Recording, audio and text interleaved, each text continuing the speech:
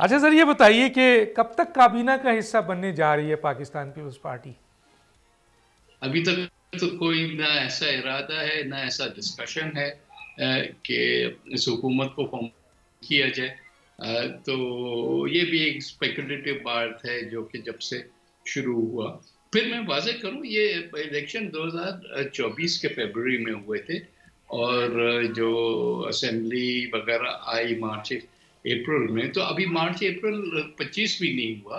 14 या 15 माह की हुकूमत ना उसको काउंट करें, वो जितने भी 8 महीने 9 महीने 10 महीने की हुकूमत है, उसमें जितनी भी कारकर्दगी है, जैसे मैंने कहा, ये तो मिक्स बैग है। कुछ पॉजिटिव भी हैं, कुछ नेगेटिव भी हैं।